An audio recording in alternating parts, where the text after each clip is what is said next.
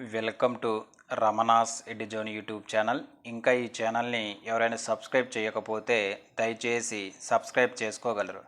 So మనము గత వీడియోలలో స్టాటిస్టిక్స్కు సంబంధించి వేడి గురించి చదువుకున్నాం. మనము సగటు అంక మధ్యమం గురించి అందులో మనము ఏపీపీఎస్సి ఇచ్చినటువంటి మోడల్స్ గురించి మనం చెప్పుకున్నాం. అందులో భాగంగా నెక్స్ట్ ఏం చదివాము మనము. నెక్స్ట్ వచ్చేసరికి మనకు మధ్యగతం చదివామండి. ఇక్కడ మధ్యగతము గురించి చదువుకొని ఆ మధ్యగతానికి సంబంధించి ఏపీపీఎస్సి ద్వారా మనకు రిపీట్ అవుతున్నటువంటి మోడల్స్ని చూసాం. ఈరోజు మనకు మూడవ కాన్సెప్ట్ అయినటువంటి అంటే మనకు ఇక్కడ సాంఖ్యక శాస్త్రంలో మూడవ కాన్సెప్ట్ అయినటువంటి దేని గురించి చదువుతాం మనము. బహుళకం గురించి చదువుతామండి. ఓకే, ఇక్కడ బహుళకము అంటే మనం ఏమంటామంటే మోడ్ అంటాం. చాలా చాలా ఇంపార్టెంట్. ఇక్కడ మనం బాగా గమనించవలసిన విషయం ఏంటంటే ఇక్కడ మనము బహుళకం దీన్ని మనం ఏమంటామంటే ఇంగ్లీష్లో ఏమంటాం మనము మోడ్ అంటామని గుర్తుపెట్టుకోవాలి. అంటే ఇక్కడ మనకి ఇచ్చినటువంటి దత్తాంశాన్ని కానీ గమనించినట్లయితే ఏ అంశం అయితే అంటే ఎక్కువ సార్లు ఉపయోగించబడుతుందో అటువంటి ఆ అంశాన్ని మనం ఏమంటాం బహుళకము అంటాం. ఇక్కడ మనం బాగా గుర్తుపెట్టుకోవాల్సినటువంటి విషయం ఏంటంటే ఇక్కడ మనం బహుళకం గురించి ఈరోజు మనం చదువుకుందామండి. అంటే మనకు ఏ అంశం అయితే మనకు ఎక్కువ సార్లు ఉపయోగించబడుతుందో ఆ అంశాన్ని మనం ఏమంటామంటే బహుళకము అంటామని ఎగ్జామినేషన్ పాయింట్ ఆఫ్ వ్యూ గుర్తుపెట్టుకోవాలి. అంటే మనకి ఇక్కడ మనం బాగా గుర్తుపెట్టుకోవాల్సిన విషయం ఏంటంటే బహుళకము మనకు బహుళకం రకాలను గమనించినట్లయితే ఏమిటండి ఏక బహుళకము రెండోసరికి ఏంటిది ద్విబహుళకం ద్విబహుళకము. అదేవిధంగా కొన్ని సందర్భాలలో బహుళకము కూడా బహుళకము ఉండకపోవచ్చు.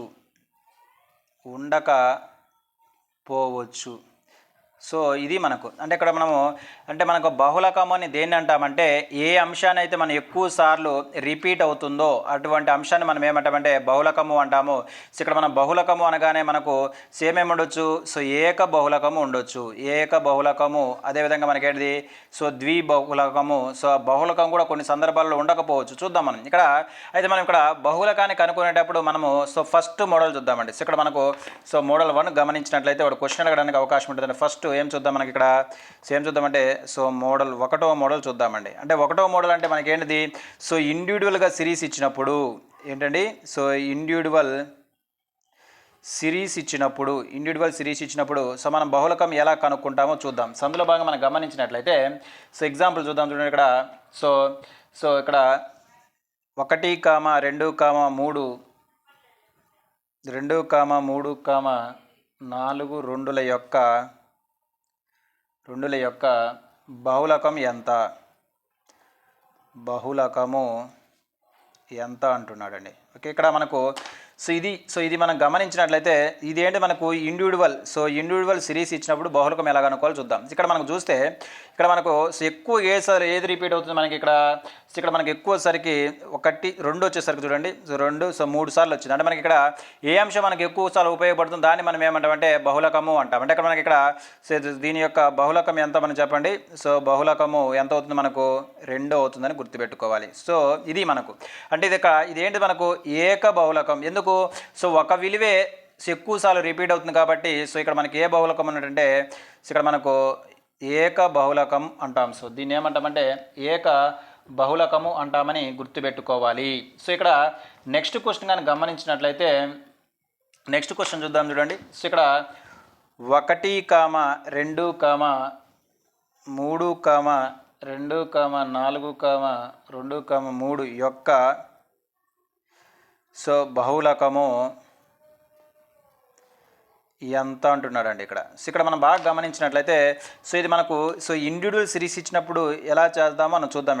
ఇండివిజువల్ సిరీస్ ఇచ్చినప్పుడు ఇక్కడ చూడండి ఇక్కడ మనకి మ్యాక్సిమం చూడండి 2 ఎన్నిసార్లు వచ్చింది చూడండి 1, 2, 3 అంటే రెండోసరికి ఎన్నిసార్లు వచ్చింది 3 సార్లు రిపీట్ అయింది. నెక్స్ట్ కానీ గమనించిన 3 చూడండి 1, 2, 3 3 కూడా ఏమవుతుంది 3 కూడా ఎన్నిసార్లు వచ్చింది రెండోసరికి 3 సార్లు వచ్చింది. 3 కూడా ఏమొస్తుంది 3 సార్లు వచ్చింది. అంటే మనకి ఇక్కడ బహుళకం ఏమవుతుంది బహుళకం వచ్చేసరికి ఏమవుతుంది బహుళకం ఇక్కడ దీనికి బహుళకము వచ్చేసరికి ఏమవుతుంది 2, 1, 3గా గుర్తుపెట్టుకోవాలి. అంటే మనకు ఇక్కడ ఉన్నటువంటి బహుళకం ఏంటిది ఇక్కడ ద్విబహుళకము అంటే 2 బహుళకాలు ఉన్నాయి.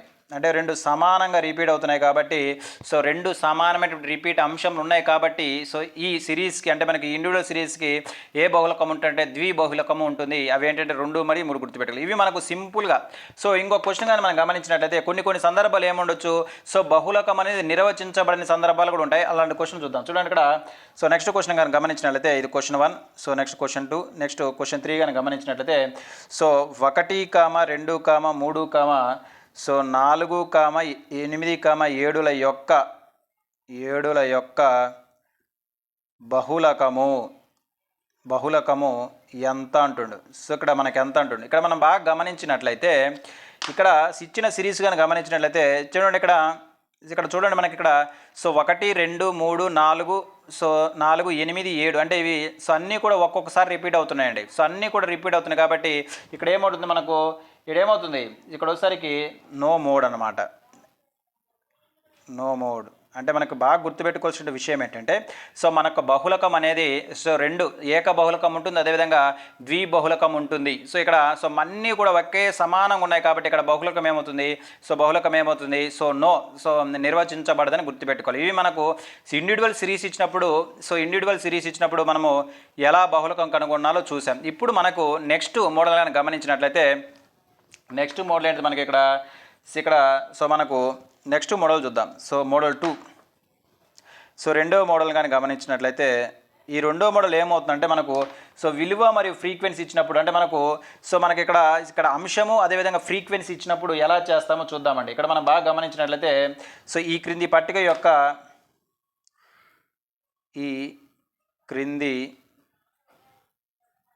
పట్టిక యొక్క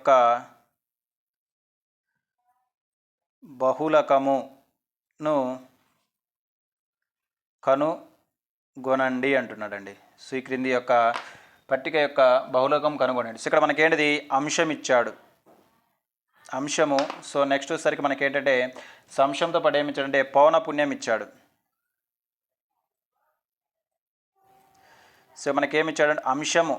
సో గతంలో మనం ఏం చూసామంటే జస్ట్ మనకు సో ఇండివిజువల్ సిరీస్ ఇచ్చినప్పుడు మనం ఎలా బహుళకం కనుక్కోవాలి, సో బహుళకంలో రకాలు ఏంటివి, అదేవిధంగా మనకి ఇక్కడ అదేవిధంగా బహుళకం నిర్వచించబడిన సందర్భం గురించి చూసాం. ఇప్పుడు మనకి ఏంటంటే సో మనకు అంశాలతో పాటు ఏమి ఇచ్చాడు, ఫ్రీక్వెన్సీ ఇచ్చినప్పుడు ఎలా మనం బహుళకాన్ని కనుగొంటామంటే చూడండి ఇక్కడ మన క్వశ్చన్ ఏమంటున్నాడంటే ఇక్కడ మనం బాగా గమనించిన క్వశ్చన్లో ఏముంది, సో 10వ అంశం అంట ఒక్కసారి రిపీట్ అయిందంట. సో మనకు పౌనపుణ్యం అంటే ఏం చెప్పుకున్నాము, సో ఒక విలువ సో ఎన్నిసార్లు రిపీట్ అవుతుందో తెలిపేది మనకేంటిది పౌనపుణ్యం అని గతంలో మనము చెప్పుకోవడం జరిగింది. అందులో భాగంగా ఇక్కడ మనకు బాగా గమనించినట్లయితే సో 10వ అంశం అంటే ఎన్నిసార్లు వచ్చిందంట, ఒకసారి వచ్చిందంట. నెక్స్ట్ సో 12వ అంశం వచ్చేసరికి 2 సార్లు వచ్చిందంట. నెక్స్ట్ వచ్చేసరికి 14వ అంశం వచ్చేసరికి ఎన్నిసార్లు వచ్చిందంట, సో 4 సార్లు అంట. సో నెక్స్ట్ వచ్చేసరికి ఇక్కడ 16వ అంశం వచ్చేసరికి 8 సార్లు. సో నెక్స్ట్ వచ్చేసరికి సో 18 అంశాలు వచ్చేసరికి సో 11 సార్లు. సో ఇక్కడ మనకు 20 అంశం వచ్చేసరికి అంట సో 10 సార్లు. సో నెక్స్ట్ వచ్చేసరికి 22వ అంశం వచ్చేసరికి ఎంత అండి, సో 7 సార్లు. సో నెక్స్ట్ వచ్చేసరికి ఇక్కడ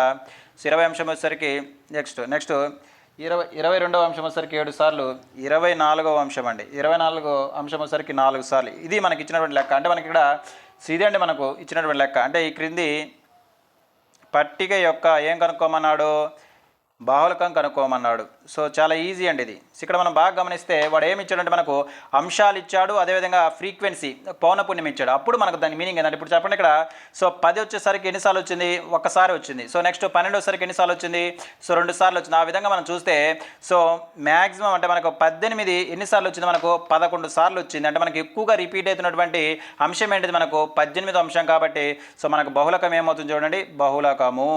సో బహుళకం ఏమవుతుంది చెప్పండి, ఇక్కడ 18 అవుతుందని గుర్తుపెట్టుకోవాలి. అంటే మనకు ఇక్కడ బహుళకము అంటే ఏంటంటే సో ఏ అంశం అయితే మనకు ఎక్కువ సార్లు రిపీట్ అవుతుందో ఆ అంశాన్ని మనం ఏమంటామంటే బహుళకము అంటాం. ఇది సెకండ్ మోడల్ అండి. సో ఈ సెకండ్ మోడల్లో మనం ఏం కనుక్కున్నామంటే అంశము ఫ్రీక్వెన్సీ ఇచ్చినప్పుడు సో బహుళకం ఎలా ఫైండ్ అవుట్ చేయాలో మనం చూసాం. సో నెక్స్ట్ మోడల్ కానీ గమనించినట్లయితే ఇక్కడ నెక్స్ట్ మోడల్ సో మనకు 3వ మోడల్ అండి, చాలా ఇంపార్టెంట్. ఇక్కడ మనకు సో 3వ మోడల్ కానీ గమనించినట్లయితే మోడల్ 3ని గమనిద్దాం. సో ఈ 3వ మోడల్ కానీ గమనించినట్లయితే సో ఈ మోడల్ 3 ఏం చెప్తుందంటే సో మనకి ఇక్కడ సో మనకి ఏమి ఇస్తాడు ఈ మోడల్ 3లో మనకు క్లాస్ ఇంటర్వల్ ఇస్తాడండి. మనకు క్లాస్ ఇంటర్వల్ అదేవిధంగా ఫ్రీక్వెన్సీ ఇచ్చి సో క్లాస్ ఇంటర్వల్ అదేవిధంగా సో ఫ్రీక్వెన్సీ ఇచ్చి క్లాస్ ఇంటర్వల్ ఇస్తాడు, అదేవిధంగా ఫ్రీక్వెన్సీ ఇచ్చి సో మనం ఏం కనుక్కోమంటాడు, సో బహుళకం కనుక్కోమంటాడు. బహుళకము ఎంత అని అడుగుతాడు. సో అప్పుడు మనకు సో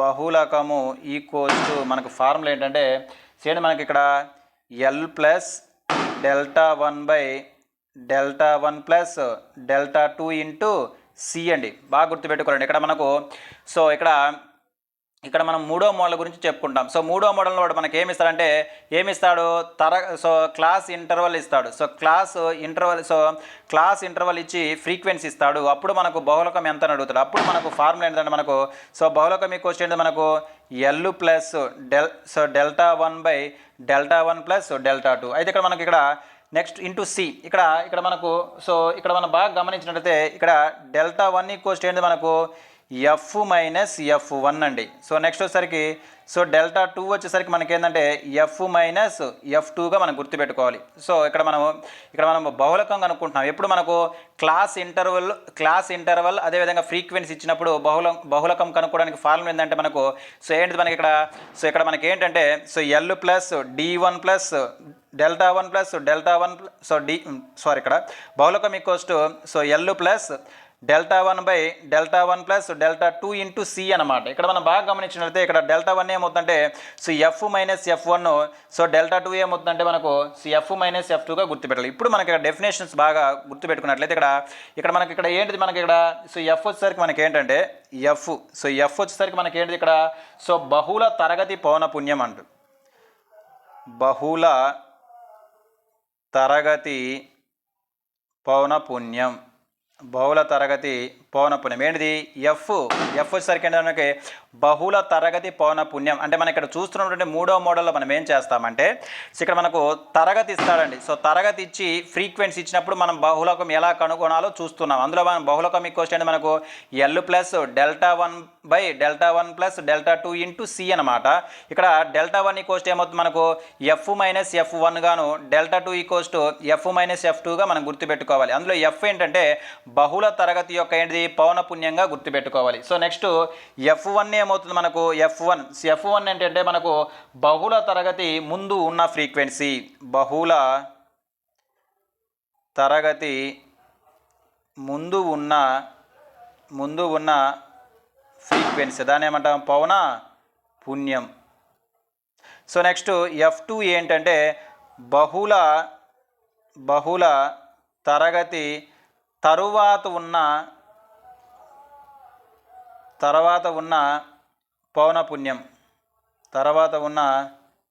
పౌనపున్యం అని గుర్తుపెట్టుకోవాలి. నెక్స్ట్ వచ్చేసరికి ఎల్ ఈక్వల్స్ ఏంటిది మనకు సో ఎల్ అంటే మనకు తెలుసు ఏంటిది మనకు సో తరగతి సో బహుళ తరగతి దిగువ హద్దుగా మనం గుర్తుపెట్టుకోవాలండి. సో నెక్స్ట్ వచ్చేసరికి సి అంటే ఏంటిది మనం చెప్పుకున్నాం ఏంటి మనకు తరగతి అంతరము చాలా ఇంపార్టెంట్ అండి. సో మనకు చాలా అంటే మనకి ఇక్కడ మనకు బాగా గుర్తుపెట్టుకోవాల్సినటువంటి మోడల్ అండి ఇది చాలా ఇంపార్టెంట్. సో ఇక్కడ మనకు సో తరగతి అదేవిధంగా ఫ్రీక్వెన్సీ ఇచ్చినప్పుడు మనం బహుళకం కనుక్కుంటాం. అందులో భాగంగా మనకు ఫార్ములా ఈక్వల్స్ ఏంటిది L plus delta 1 by delta 1 plus delta 2 into C.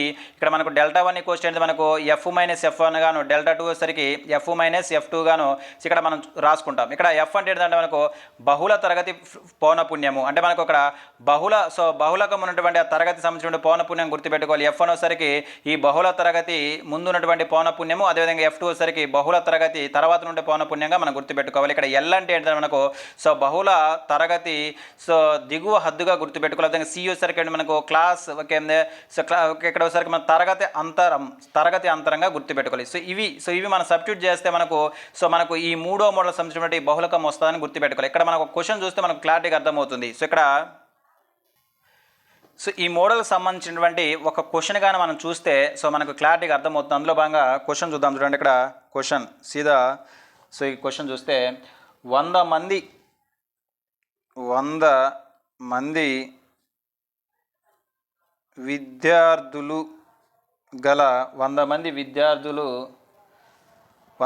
విద్యార్థులకు వచ్చిన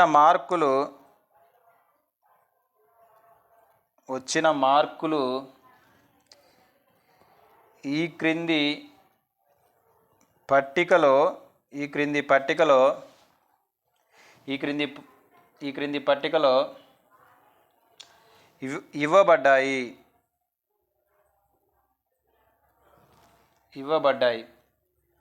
అయినా బహుళకము ఎంత అంటుండు.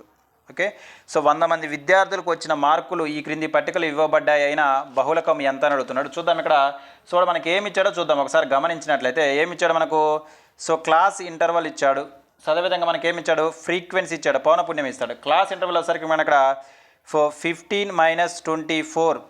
సో అంటే 15 నుంచి 24 మధ్య సో ఎంతమందికి వచ్చాయి? 8 మందికి వచ్చాయి. అదేవిధంగా 25 to 34, ఈ 25 to 44 మధ్య 34 మధ్య సో ఎంతమంది వచ్చారు?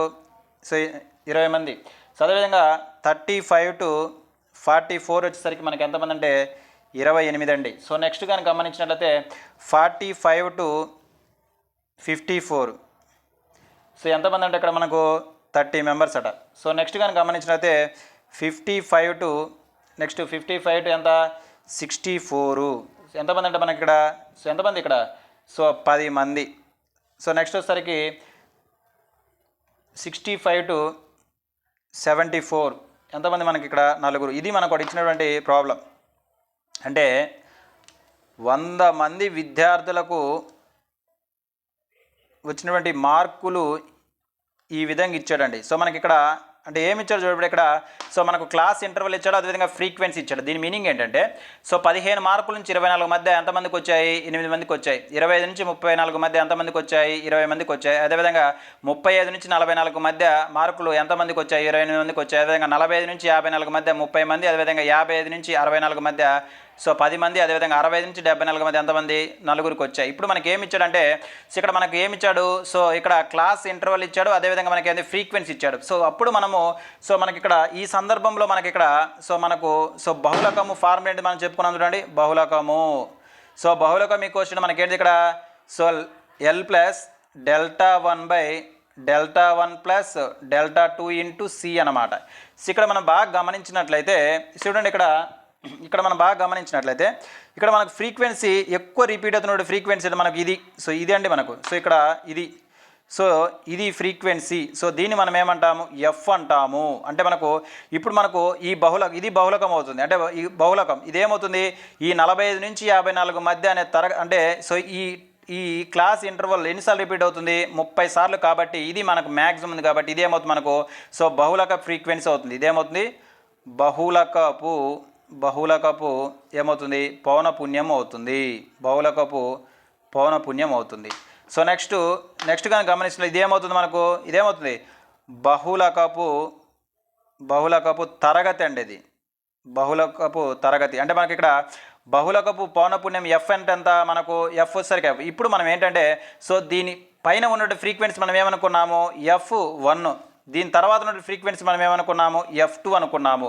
ఇక్కడ సో ఇది బహుళపు తరగతి ఏంటి మనకు? ఇది. సో ఇది తరగతి యొక్క దిగువ హద్దు రావాలంటే సో ఈ రెండు అంటే మనకు సో దీని ముందు తరగతి అంటే దీని ముందు తరగతి యొక్క దీని ఏమంటాం? ఎగువ. సో దీన్ని ఏమంటామంటే ఎగువ హద్దు అంటాం. దీన్ని ఏమంటాం? దిగువ హద్దు అంటాం. సో ఇది కూడా ఏమవుతుంది? దిగువ హద్దు, ఎగువ హద్దు. మనకు ఇక్కడ మనకు సో మనం ఏమనుకున్నాము? సో ఈ తరగతి యొక్క అంటే ఈ తరగతి అంటే ఇప్పుడు ప్రస్తుతం ఏంటిది? ఇది బహుళకపు తరగతి యొక్క దిగువ హద్దు రావాలంటే ఏం చేయాలంటే మనము సో ఈ తరగతి యొక్క సో దిగువ విలువ ప్లస్ దాని ముందు తరగతి యొక్క ఎగువ అవధి బై 2 వేయాలంటే మనకి ఏమేయాలి?